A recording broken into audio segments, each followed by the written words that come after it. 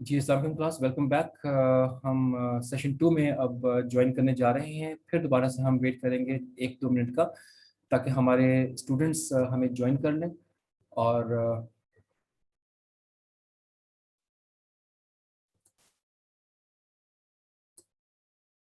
ठीक है, ताकि हमारे स्टूडेंट्स हमें ज्वाइन कर लें और फिर हम अपनी बात को कंटिन्यू कर सके इस सेशन में भी। थोड़ा सा वेट कीजिएगा। हम डिस्कस करने जा रहे थे।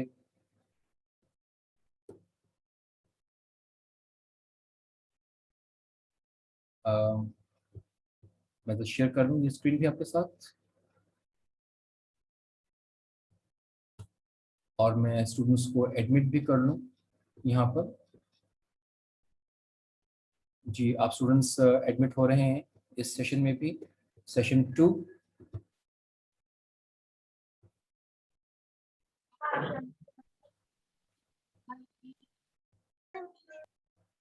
आप प्लीज अपना माइक ज्वाइन होने के बाद म्यूट कर लिया करें।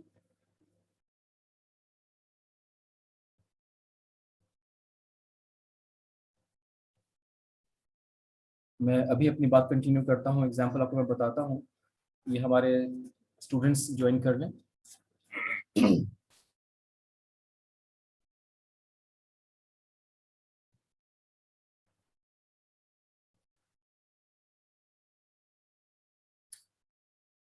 ओके, मेरे ख्याल से हमारे स्टूडेंट्स ज्वाइन हो गए हैं।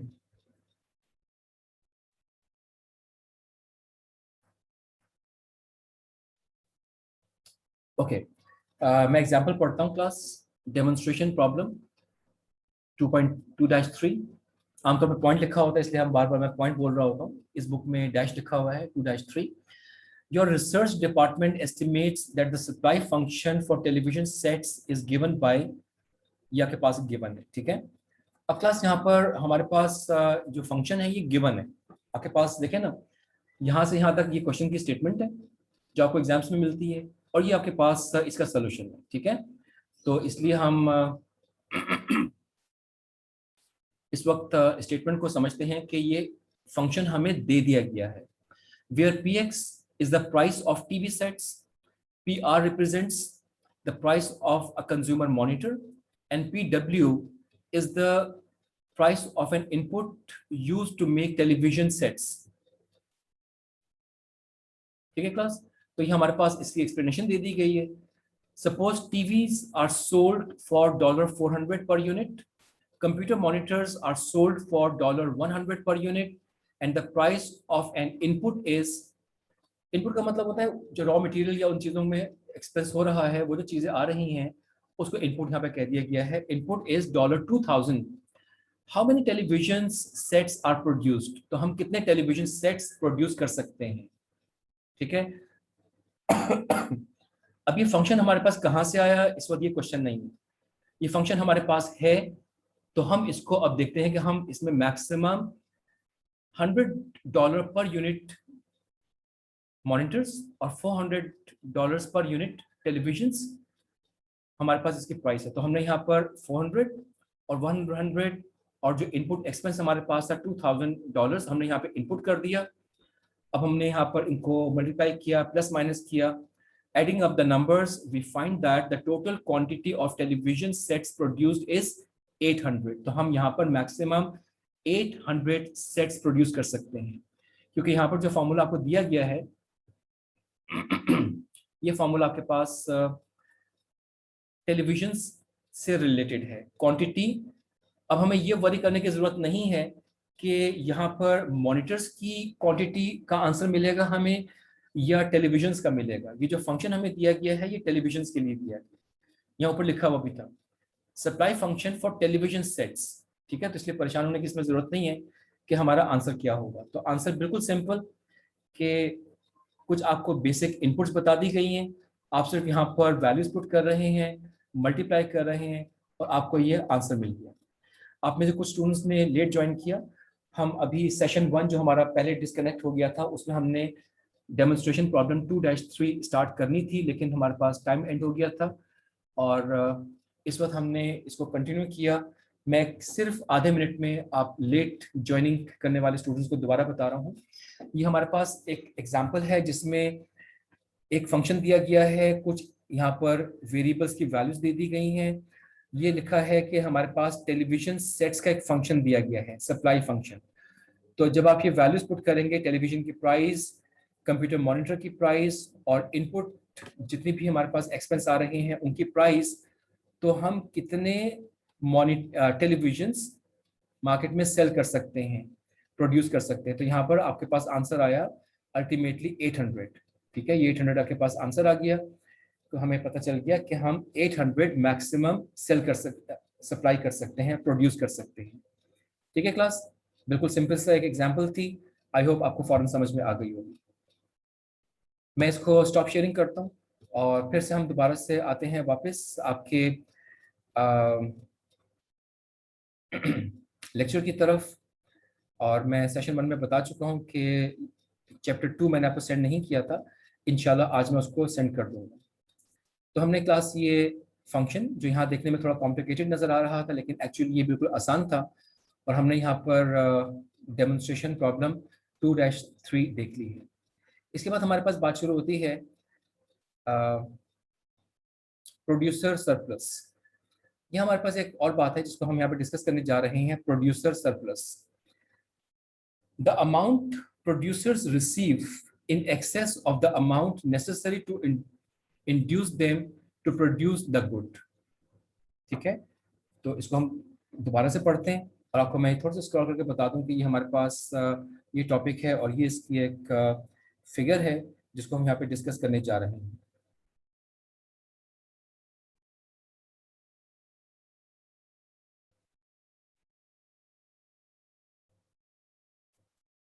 ओके,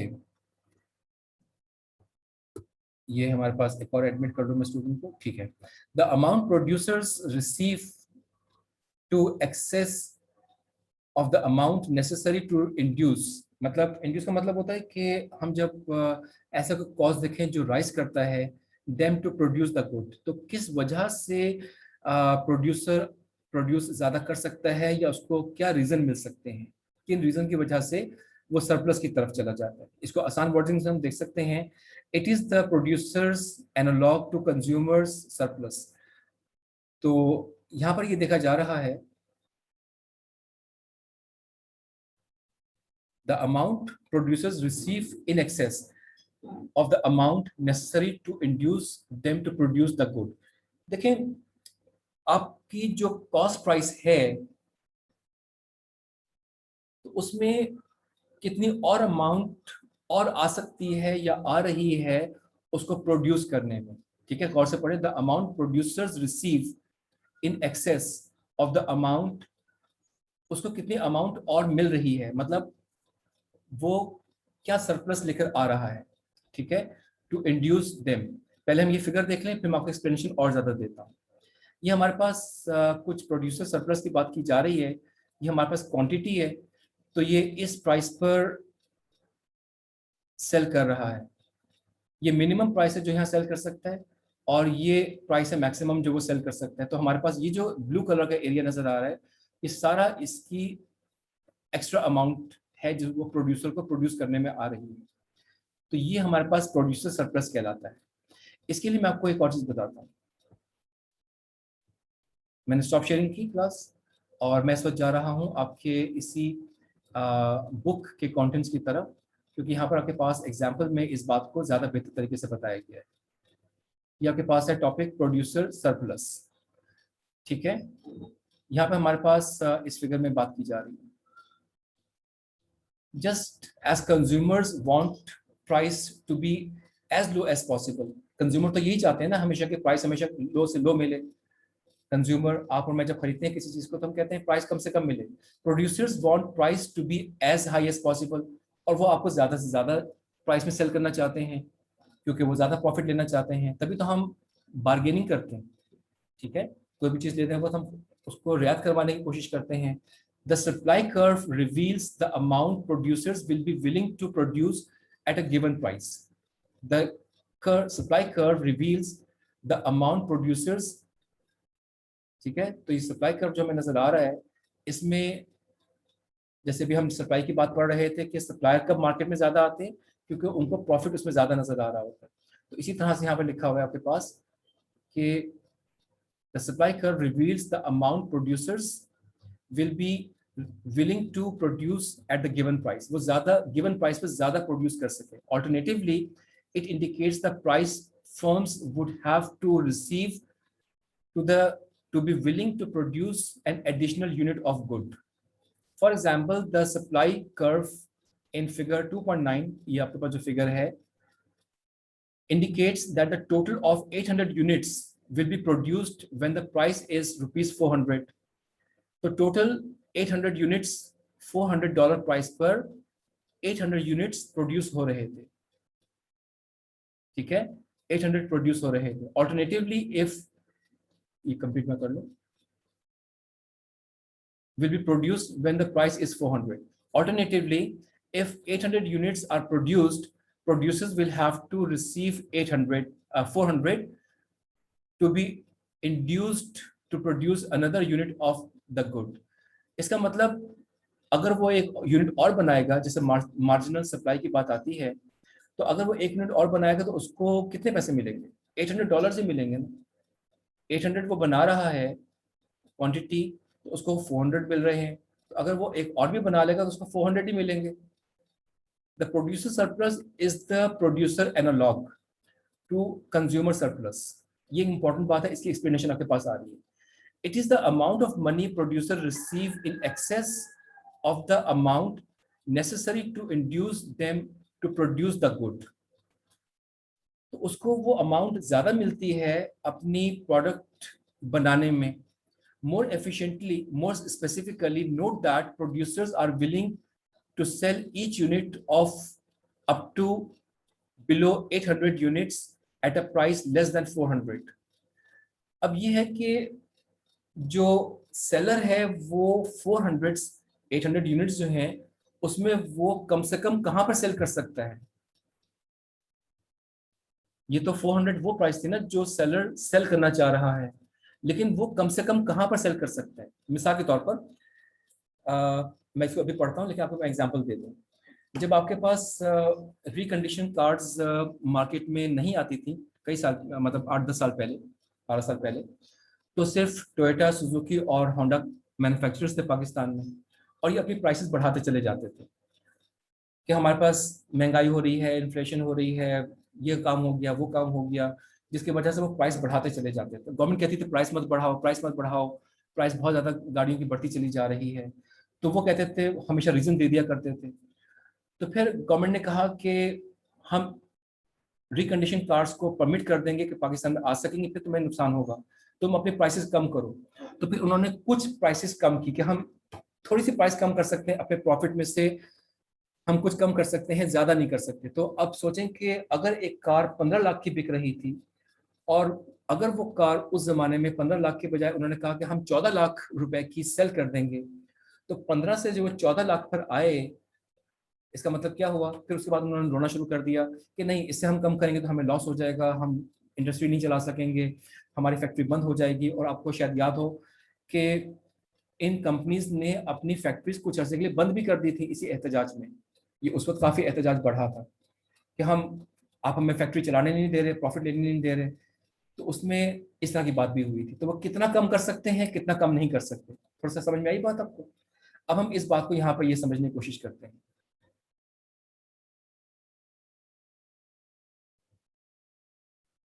मैं जरा चैट में देखूंगी क्या लिखा हुआ है। गुनाह का बिल, ठीक है। तो ये इस तरह की बातें हमारे पास ऐसे आ जाती हैं, और कई तरह के बिल्स और इस तरह की चीज़ें गवर्नमेंट इंट्रोड्यूस करती है। और फिर वो इसमें बहुत सारे बिजनेसमैन भी होते हैं जो काम करना चाह रहे होते हैं, और बहुत सारे इंडस्ट्रियलिस्ट होते हैं, तो ये आपस में इनकी चीज़ें चलती रहती हैं। बाहर हम तो अपने टॉपिक को पढ़ रहे हैं। More specifically, note that producers are willing to sell each unit of output below 800 units at a price less than 400, but if the price is 400, producers receives an amount equal to 400 for each unit of output below 800. even though they would be willing to sell those units, individual units for a lower price. तो वो कुछ units को price से कम में भी cell करने के बारे में सोच सकते हैं, लेकिन इतना जितना वो अफोर्ड कर सके, उससे ज्यादा वो नहीं कर सकेंगे, अदरवाइज फिर उनको लॉस होना शुरू हो जाएगा। ठीक है। Geometrically producer surplus is the area above the supply curve. अभी हमने देखा था वो ब्लू ट्रायंगल में नजर आ रहा था, but below the market price of the good. Thus, the shaded area in figure 2.9 जो अभी हम देख रहे थे represents the surplus producer received by selling 800 units at a price of 400।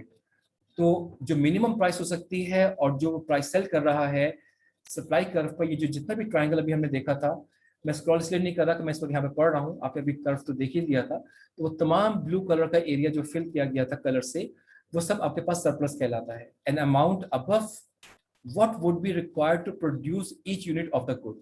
मतलब वो जो उनकी कॉस्ट आ रही है, कॉस्ट के ऊपर जितना भी एरिया है ब्लू कलर का जो उसको प्रॉफिट मिल रहा है, the shaded area ABC is the producer surplus when the price is 400।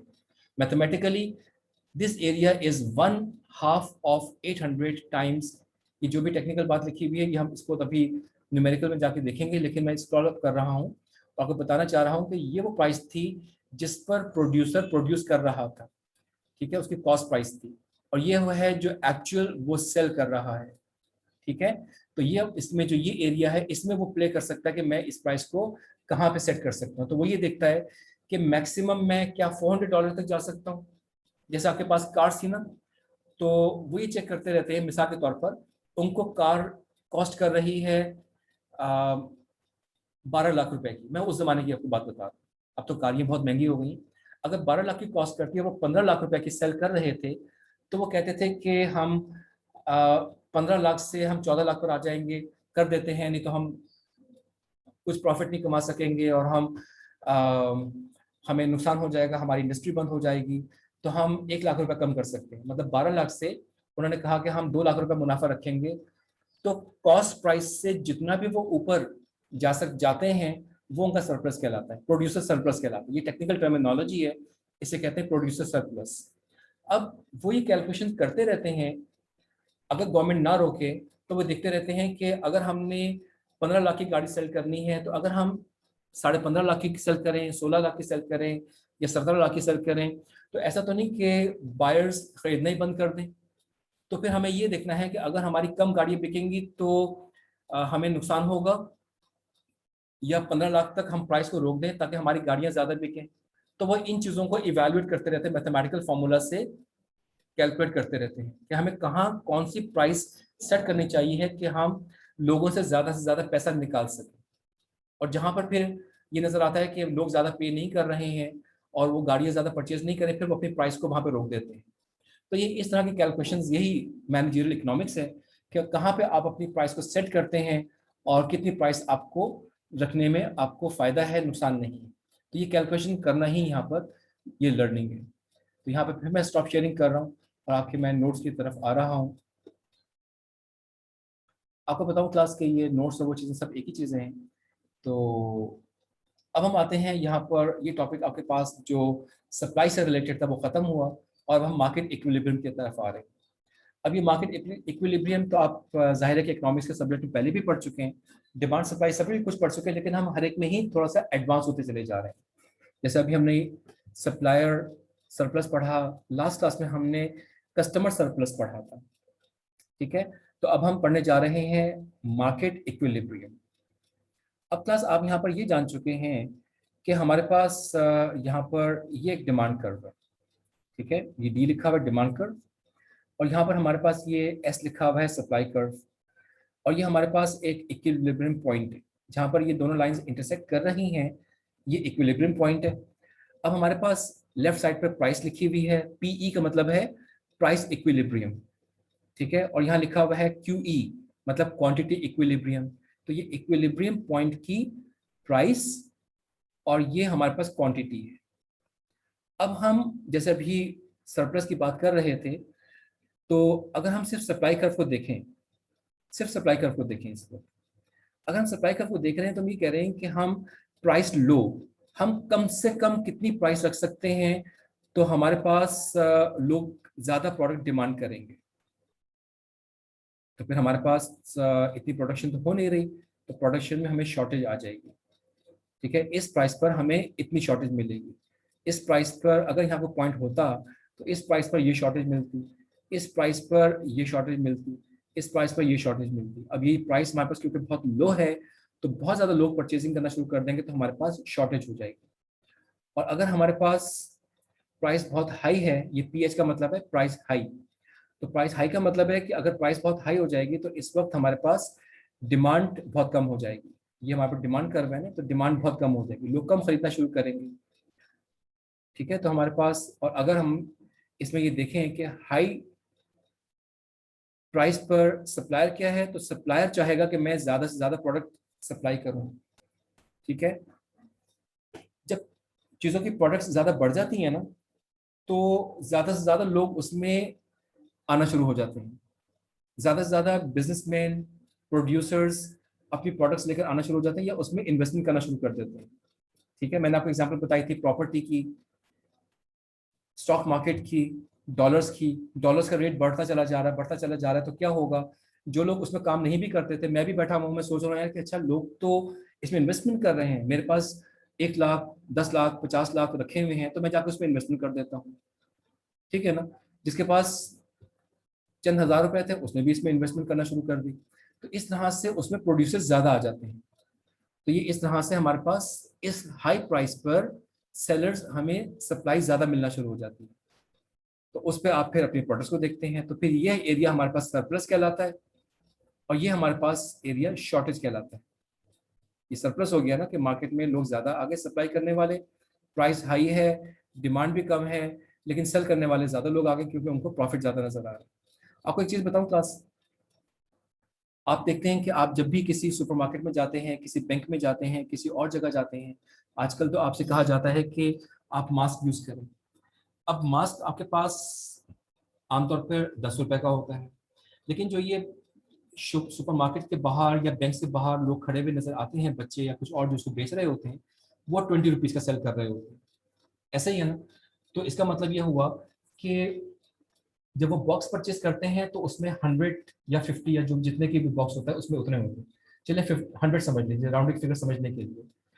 अब वो 100 रुपये का जो बॉक्स होता है वो 700 रुपये का होता है फॉर एग्जाम्पल, इसका मतलब 7 रुपीज का एक कॉस्ट करता है। तो आमतौर पर हम अगर सही जगह से परचेज करें तो हमें नजर आता है कि 7 रुपीज का, हमने अगर बॉक्स परचेज किया तो 7 रुपीज का कॉस्ट करेगा एक मास्क। लेकिन अगर हम इंडिविजुअल लेंगे तो वो 10 रुपये का कॉस्ट करता है, तो उसमें 3 रुपीज उसमें प्रॉफिट ले लिया। ठीक है, एक रीजनेबल बात समझ में आती है, कम अमाउंट है हम पे कर देते हैं। लेकिन वो जो बाहर खड़े हुए बच्चे होते हैं या खवातीन होती हैं, वो आमतौर पे क्या कर रहे होते हैं, वो बच्चे गाड़ियाँ साफ कर रहे होते हैं। ठीक है, वो गाड़ियाँ साफ करते करते वो कहते हैं यार कि हम एक मास्क बेचेंगे, हमारा 13 रुपये का फायदा हो जाएगा। और जब कोई मास्क घर से लेकर नहीं आएगा तो वो हमसे 20 रुपीज का परचेज कर ही लेगा। और अगर हमें 13 रुपीज का एक मास्क हमारा बिक जाता है, और अगर हमने दिन में 10 मास्क बेचे तो हमने 130 रुपये का प्रॉफिट कमा लिया। हमने अगर 50 मास्क बेच दिए तो हमें कितना, आप खुद मल्टीप्लाई करते चले जा सकते हैं कि हमें कितना फायदा होगा। तो अगर उसने 50 मास्क बेच दिए तो वो कहता है कि यार मैंने तो 650 रुपीज एक दिन में कमा लिए, 650 रुपये कमा लिए। ठीक है ना, अब उसको देखकर एक और बच्चा है उसी के खानदान का या रिश्तेदारों में, वो कहते हैं यार कि ये पैसे कमा रहा है, 650 रुपये दिन में कमा लेता है, मैं भी करता हूँ, वो भी एक बॉक्स लेके खड़ा हो जाता है, तीसरा इंसान भी खड़ा हो जाता है। क्या हुआ, सप्लाई ज्यादा होना शुरू हो गई, डिमांड कितनी है उस बैंक में या उस सुपरमार्केट में, लोग तो उतने ही जा रहे हैं, लेकिन उस प्राइस पर इतने लोग आना शुरू हो गए, इतने सेलर्स आना शुरू हो गए। तो इस तरह से जब हाई प्राइस होती है तो उस पर डिमांड कम होती है, मतलब आप हमेशा ये चाहेंगे कि आप घर से अपने जो पहले से परचेज किए हुए मास्क है आप वो लेके जाएं, आपको वहां से परचेज ना करना पड़े। अगर आपको बार बार हर रोज जाना है तो आप हर रोज 20 रुपए का मास्क परचेज करने के बजाय एक बॉक्स परचेज कर लेंगे जिसमें आपको 7 रुपए का कॉस्ट करेगा, बजाय कि आप हर रोज 20 रुपए का मास्क। 13 रुपए की एक दफा में कोई ज्यादा इंपॉर्टेंस नहीं है, लेकिन जब आप एक महीने में 25 दफा घर से बाहर निकल रहे हैं और आपके फैमिली मेंबर्स भी इस तरह से निकल रहे हैं, और आपको 25, अगर 4 फैमिली मेंबर्स भी घर से बाहर निकल रहे हैं और 25 डेज, तो उनको क्या नजर आ रहा है कि 100 मास्क 100 इंटू 13 रुपीज, 1300 रुपए का एक्सपेंस हमारा वैसे ही बढ़ गया है बेफायदा में, तो बॉक्स लेके घर में क्यों ना रख लो। आप समझ रहे हैं, तो आपके हाई प्राइस पे क्या कहेंगे कि जब वो बच्चे अगर हाई प्राइस पे कोई चीज सेल कर रहे हैं तो आप उनसे ना परचेस करें, घर से मास्क लेके जाएं जो आपने पहले से बॉक्स परचेस किया हुआ है। आप समझ रहे हैं ना बस। तो आपको ये प्राइस हाई पर लोगों की डिमांड कम है, लोग कम खरीदना चाहते हैं, जैसे आपको मैंने आपकी एग्जांपल बताई, लेकिन सप्लाई बहुत ज्यादा है क्योंकि उसमें प्रॉफिट ज्यादा नजर आ रहा है तो सप्लायर ज्यादा आ जाएंगे। अब होता यह है कि जब ज्यादा सप्लायर आ गए तो फिर क्या हुआ, फिर उन्होंने ये कहा, उन सब बच्चों ने जितने भी, तो उन्होंने सोचा यार कि हमें सब लोग बहुत ज्यादा हो गए हो तो इसमें तो प्रॉफिट ही नहीं हो रहा, तो उसमें से लोग खत्म होना शुरू हो जाएंगे, आहिस्ता आहिस्ता गायब होना शुरू हो जाएंगे। मतलब वो जब वहां से निकलना शुरू हो जाएंगे तो फिर उसमें से फिर कम रह जाएंगे, तो फिर उनको प्रॉफिट ज्यादा मिलना शुरू हो जाएगा, फिर ज्यादा बच्चे आ जाएंगे। तो ये चीजें चेंज होती रहती हैं, ये चीजें वक्त के साथ साथ चेंज होती रहती हैं। आपको बताऊं बड़ी इंटरेस्टिंग बातें होती हैं, ये मैंने आपको बताया था ना आज क्लास के बिगनिंग में कि हम तो ये पढ़ रहे हैं, लेकिन ये जो जाहिल लोग होते हैं ये बड़े इंटेलिजेंट होते हैं, ये सब चीजें देख के ही सारे काम खुद ही अप्लाई कर रहे होते हैं। आपको मैं एक और एग्जाम्पल बताऊं, और वो एग्जाम्पल ये है कि आप कभी नोटिस कीजिएगा कि हमारे पास ऐसे फल जो एक सीजन में बहुत महंगे होते हैं, मतलब एक साल बहुत महंगे हैं, अगले साल जब सीजन आएगा तो वो सस्ते होते हैं, फिर अगला साल आएगा फिर महंगे हो जाएंगे, फिर सस्ते हो जाएंगे। तो उसका वजह क्या है, उसकी वजह ये है, या फल हैं या फॉर एग्जाम्पल सब्जियां हैं, कुछ और चीजें हैं, उसकी वजह ये होती है कि जब फार्मर ये देखता है कि एक सब्जी है और वो फॉर एग्जाम्पल इस सीजन में तो यार लोगों ने उसको ज्यादा फार्मिंग ही नहीं की है और वो 100-150 रुपए तक फार्मिंग हुई है, जैसे टमाटर हमारे पास था या और चीजें हैं, तो सब फार्मर सोचेंगे यार इतनी जगह हमारे पास है, इसमें टमाटर लगा दो, टमाटर लगा दो। तो जब अगली दफा टमाटर बहुत मार्केट में ज्यादा आ जाएगा और पेरिशेबल भी है, खराब भी जल्दी हो जाता है, तो क्या होगा, उसके प्राइस कम होते होते नीचे आ जाएंगे, फार्मर्स को लॉस होना शुरू हो जाएगा, कहेंगे यार ये तो गलत बात हो गई, मैं अगले अगले साल नहीं लगाऊंगा। अगले साल वो नहीं लगाएगा, फिर प्राइस बढ़ जाएगी क्योंकि बहुत कम फार्मर्स ने लगाया होगा। तो यही इंटेलिजेंट बात होती है प्रोड्यूसर्स की, या इस वक्त हम सेल फार्मिंग की बात कर रहे हैं, कि ये देखना कि हमें रीजनेबली कितनी प्रोडक्शन मार्केट में करनी चाहिए कि वो प्राइस मेंटेन भी रहे, हमें प्रॉफिट भी मिलता रहे। अगर हमारे पास लैंड ज़्यादा है तो हम सिर्फ इस टमाटर की बात को ही क्यों लेकर आ रहे हैं, हम टमाटर को इतना रीजनेबल रखें कि हमें इसका प्रॉफिट भी मिले, लेकिन हम और भी चीज़ों की फार्मिंग करें, हमारे पास और भी सब्जियां और फल मौजूद हैं जिनकी हम फार्मिंग कर सकते हैं और प्रोड्यूस करें, तो हम सिर्फ एक ही चीज़ पर डिपेंडेंट ना रहें। तो इस तरह से क्लास ये मल्टीपल फैक्टर्स होते हैं जिनको हम देखते हैं, और इनको फिर हम मल्टीपल फैक्टर्स भी कहते हैं, मल्टीपल वेरिएबल्स भी कहते हैं टर्मिनोलॉजीज में। ये दो लोग हमारे पास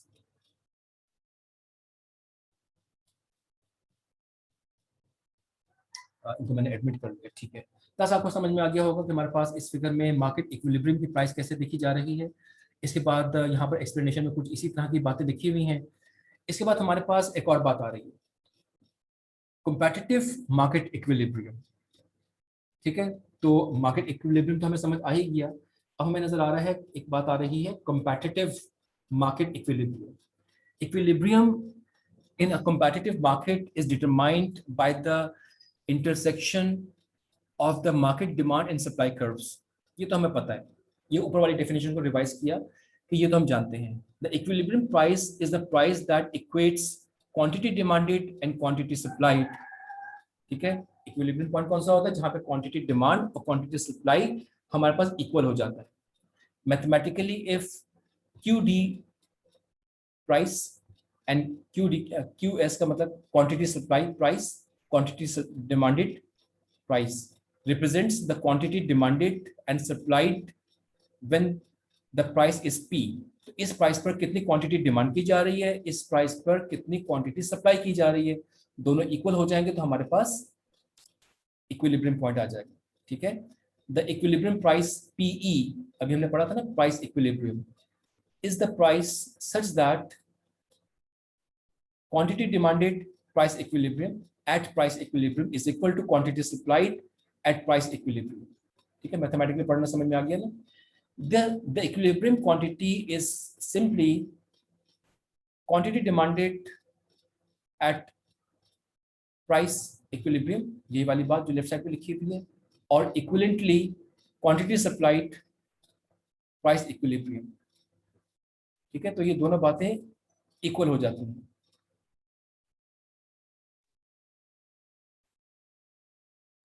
ठीक है, तो ये आपके पास यहाँ पर ये बात आ गई। और अब हमारे पास इसी से रिलेटेड एक आसान सा एग्जांपल है 2.4, इसको हम पढ़ते हैं। तो मैं यहाँ से आपसे स्टॉप शेयरिंग कर रहा हूँ और हम मूव कर रहे हैं बुक की तरफ, ताकि हम उसमें देख सकें कि आपके पास वहाँ पे क्या मौजूद है। तो ये टॉपिक तो हमने पढ़ लिया था, स्क्रॉल कर लूँ। और फर्स्ट क्लास हमारे पास सेशन 2 में भी इस वक्त 10 मिनट रह गए हैं। और ये हमारे पास एग्जाम्पल है क्लास। अभी एग्जाम्पल जब आप पढ़ रहे हैं ना, तो ये एग्जाम्पल इस वक्त आप गौर से पढ़िएगा, क्योंकि ये एग्जाम्पल फिर आपके पास 2-5, 2-6, 2-7 उन सब में इस्तेमाल में आएगी। ठीक है, आसान सी बातें हैं बिल्कुल। According to an article in China Daily, ठीक है, China recently accelerated its plans to privatize tens of thousands of state-owned firms. ठीक है, प्राइवेटाइज करने जा रहा है बहुत सी स्टेट फर्म्स को। Imagine that you are an aide का मतलब होता है हेल्पर या उसका असिस्टेंट या सपोर्ट करने के लिए। आप इमेजिन करें that you are an aide को कहते हैं इसको, to a senator on the foreign relations committee. ठीक है, आप हैं एक फॉरेन रिलेशन कमिटी के मेंबर के of the US state, and you have been asked to help the committee determine the price of quantity that will prevail when competitive forces are allowed to equilibrate the market। तो जब ये ऐसी बात होना शुरू होगी तो आप किस तरह से आइडेंटिफाई करेंगे उस नई प्राइस को। The best estimate of the market demand and supply for the good in US dollars equivalent prices are given by QD, quantity demanded is equal to 10 + 2P। ये फंक्शन हमें गिवन है इस question में। And quantity supplied is equal to 2 + 2P respectively. तो ये हमारे पास दो function यहाँ पे दे दिए गए। Determine the competitive equilibrium price and quantity. तो हमें यहाँ पर आइडेंटिफाई करना है कि हमारे पास प्राइस और क्वांटिटी क्या हो सकती है। ठीक है, तो अब हम इसको पढ़ते हैं और बहुत आसान सी बात है। आपको पता है कि अभी हम ऊपर पढ़कर आ रहे हैं कि क्वांटिटी डिमांडेड और क्वांटिटी सप्लाइड इक्विलिब्रियम पर इक्वल होती है। तो हमने क्या किया कि हमने इस पहली फंक्शन इक्वेशन को और सेकेंड इक्वेशन को इक्वेट कर दिया। तो जब हमारे पास ये दोनों इक्वल होते हैं तो हमने दोनों की वैल्यूज पुट की और एक वेरिएबल p को हमने कैलकुलेट कर लिया और हमें आंसर मिला PE, क्योंकि प्राइस इक्विलिब्रियम की वजह से हमने इक्वेट किया था ना। तो हमें PE मिल गया 2। मतलब हमारे पास जो इक्विलिब्रियम प्राइस पूछी गई थी क्वेश्चन में, प्राइस हमारे पास है 2। अब आपको पता है कि हम इस 2 को अगर हम इस पहली इक्वेशन या सेकेंड इक्वेशन किसी में भी पुट कर देंगे तो हमें क्वांटिटी मिल जाएगी, क्योंकि हमें तो क्वांटिटी डिमांडेड या क्वांटिटी सप्लाइड इक्विलिब्रियम पे एक ही होती है। तो हमने किसी एक में पुट कर दिया तो हमारा आंसर आया 6। तो इसका मतलब क्वांटिटी एट इक्विलिब्रियम इज 6 और प्राइस हमने कैलकुलेट की थी 2। तो हमारा आंसर आ गया कि हमारे पास price at equilibrium point will be 2 and quantity at equilibrium will be 6। Clear हो गया? तो हमने इक्विलिब्रियम की वजह से इसको आइडेंटिफाई इक्वेट किया और आइडेंटिफाई कर लिया। आई होप आपको ये समझ में आ गया होगा। हमारा सेशन 2 भी बस आपको मैंने बताया था कि किसी वक्त भी ख़त्म हो जाएगा, तो उसके बाद फिर हम इसको थर्ड सेशन कंटिन्यू कर लेंगे। तो इस वक्त मैं इसको स्टॉप शेयरिंग करता हूँ and coming back to your notes. तो ये हमारे पास डेमोन्स्ट्रेशन प्रॉब्लम 2.4 थी, 2-4 थी जो हमने अभी डिस्कस की है। और ये छोटा सा टॉपिक था हमारे पास इक्विलिब्रियम का, और अब हम इक्विलिब्रियम के एक और पार्ट की तरफ जा रहे हैं। यह है price restrictions and market equilibrium. Price restrictions हमारे पास आती हैं, आपको मैं स्क्रॉल करके बता दूं कि इसके बाद भी हमारे पास फॉरन एक एग्जांपल आ रही है। ठीक है, तो एग्जांपल है कि हम इसकी प्राइस फ्लोर्स को देखेंगे। ये हमारे पास कुछ बात हो रही है, फिर से एग्जांपल आएगी, तो ये आपको मैं बता रहा था ना कि 2.5 और 2.6 और 2.4 ये आपके पास एग्जाम्पल्स अभी आना शुरू हो रही है।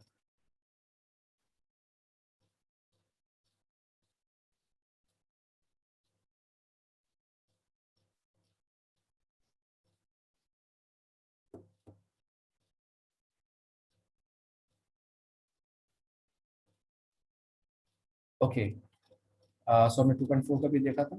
अब हम ये टॉपिक रीड करने जा रहे हैं, price restrictions and market equilibrium. हमने मार्केट इक्विलिब्रियम को भी देखना है। मार्केट इक्विलिब्रियम को तो हमेशा देखने की कोशिश की जा रही होती है, हर जगह हर सिचुएशन। अब इसमें हमें ये देखना है कि हमारे पास प्राइस सीलिंग क्या चीज़ है।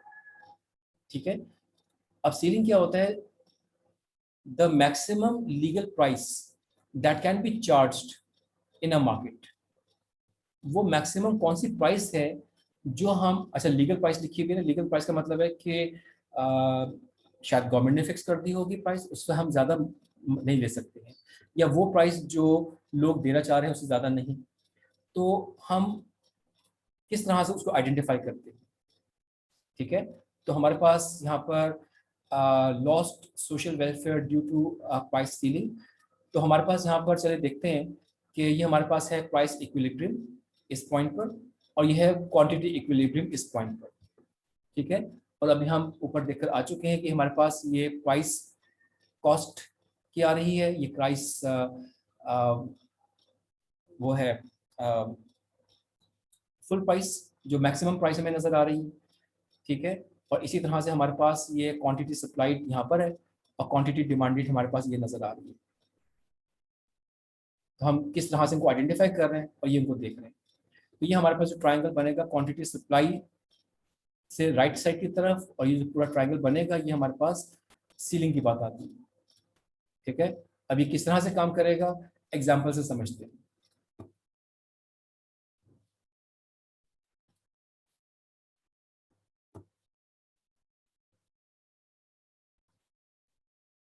ये 2.4 हमने डिस्कस किया था।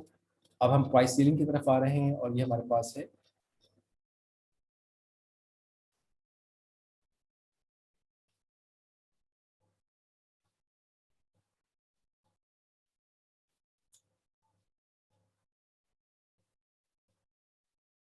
क्लास आपके पास आ रही है एग्जाम्पल 2.5, जो कि दोबारा बहुत आसान एग्जाम्पल है। Based on your answer in the senate foreign relation committee demonstration problem 2-4, जो भी हमने पहले पढ़ी थी 2-4, याद है ना? उसमें आपके पास प्राइस आ रही थी 2 और क्वांटिटी आ रही थी 6, या जो भी आपके पास वहाँ डिटेल्स लिखी हुई, वो वाली example.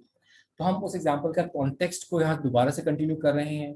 One of the senators raises a concern that the free market price might be too high। अगर मार्केट को फ्री कर देंगे तो वो तो प्राइस बहुत ज्यादा ऊपर चली जाएगी अगर कंट्रोल नहीं करेंगे।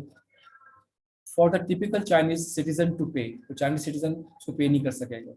Accordingly, she asks you to explain what would happen if the Chinese government privatized the market, but then set the price ceiling at the Chinese equivalent of $1.5।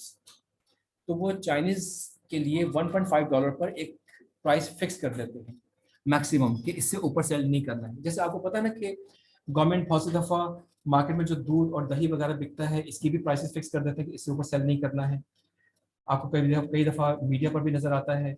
कई दफ़ा इसी तरह से और चीज़ें भी होती हैं जिनकी प्राइस मैक्सिमम सेट कर दी जाती है। इसी तरह से फ्लोरिंग होती है, अभी हम पढ़ेंगे जाकर। जैसे गवर्नमेंट ने फिक्स कर दिया कि किसी भी मजदूर को इतने पैसों से कम पे तनख्वाह नहीं दी जाएगी, तो ये गवर्नमेंट उसको फ्लोरिंग कहते हैं, तो वो फ्लोरिंग सेट कर दी जाती है। तो अभी हम टॉपिक डिस्कस कर रहे हैं सीलिंग का।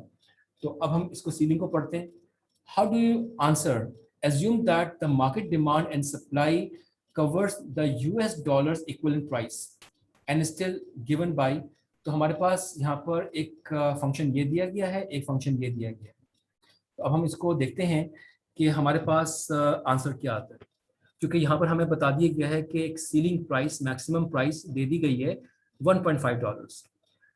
ठीक है, तो हमने क्या किया, इसको यहाँ पे पुट किया क्वांटिटी डिमांडेड पे, तो आंसर आया क्वांटिटी डिमांडेड 7 इस प्राइस पर। और क्वांटिटी सप्लाइड में हमने फंक्शन में पुट किया तो हमें आंसर मिला क्वांटिटी सप्लाई 5। इसका मतलब क्वांटिटी सप्लाई हो रही है 5 और क्वांटिटी डिमांड हो जाएगी 7। तो ये इस तरह से हम कैलकुलेशन परफॉर्म करते हैं।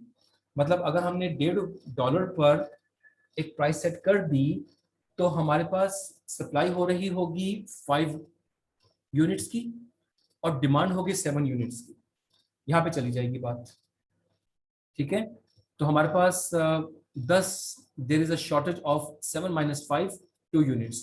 तो हमारे पास quantity supply quantity demanded, demand minus supply is equal to 2 units. तो हमारे पास शॉर्टेज हो जाएगी 2 यूनिट्स की। ये क्लियर हुआ आपको? इसके बाद लिखा हुआ है टू डिटरमाइन